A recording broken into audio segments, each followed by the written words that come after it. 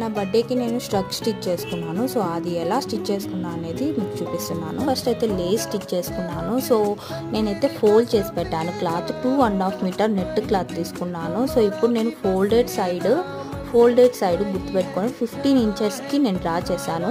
అక్కడి నుంచి ఇంకో 15 ఇంచెస్ కిందికి డ్రా చేశాను. అక్కడి నుంచి ఇంకో 5 ఇంచెస్ నేను హ్యాండ్కి అని చెప్పి ఓపెన్కి పెట్టాను. అండ్ అది 5.5 ఆర్ 6 కొంతమంది లావుగా ఉంటారు కదా, సో అట్లా కూడా ఒకవేళ వాళ్ళకి 6 కూడా తీసుకోవచ్చు, 6 వరకు కూడా. సో నేనైతే నాకు 5 ఇంచెస్ సరిపోతుంది. సో నేను దానికి అలా డ్రా చేసి నేను కట్ చేసేస్తున్నాను. సో దానికి మనము చిన్నగా కొద్దిగా క్లాత్ ఫోల్డ్ చేసి స్టిచ్ చేసేసేయాలన్నమాట. సో చూసారు కదా, ఇలా వచ్చేస్తుంది.